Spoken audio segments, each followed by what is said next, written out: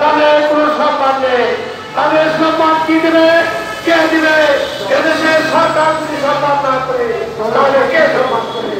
আর আমাদের সচিব মহোদয় যারা উচ্চ পদে এই শিক্ষা করে চাকরি করছে তারা যদি এই মর্যাদা রাখবেন, আমরা এই মর্যাদা কোথায় পাবো?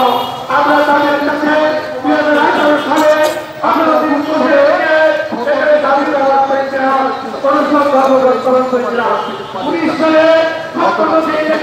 শুধু দর্শক, আমরা দেখতে পাচ্ছি জাতীয় প্রেস ক্লাবের সামনে অবস্থান কর্মসূচি চলছে।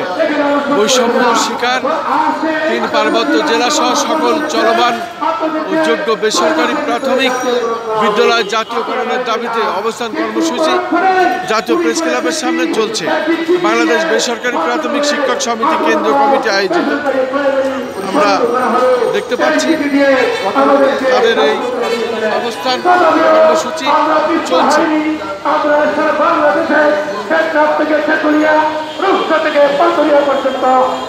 শিক্ষা প্রতিষ্ঠান আছে আমাদের নিজস্ব উদ্যোগে, আমাদের নিজের খরচে আমরা প্রতিষ্ঠানগুলি চালিয়ে গিয়েছিলাম। কিন্তু বর্তমানে আমরা চালাচ্ছি, আমরা মেঘ মানি না, বাদল মানি না, শীত মানি না।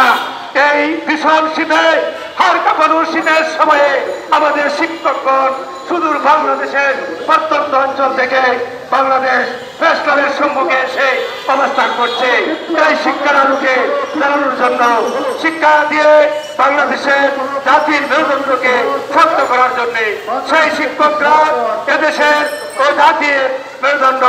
এই শিক্ষকরা তেল গড়ার কারিগর, আর শিক্ষকরা সর্বোচ্চ সম্মানিত ব্যক্তিত্ব নিয়ে এই মাটিতে বসে দেশ গড়ার জন্য সংগ্রাম করছে। আমাদের সংগ্রাম শিক্ষা ব্যবস্থার উন্নয়নের সংগ্রাম, আমাদের সংগ্রাম বাংলাদেশকে উন্নয়নের করার সংগ্রাম। এই শিক্ষকের সংগ্রাম আমাদের সত্য ও ন্যায় প্রতিষ্ঠার সংগ্রাম। এই শিক্ষকের সংগ্রাম ছাত্রদের প্রকৃত সমস্যা সমাধানের সংগ্রাম।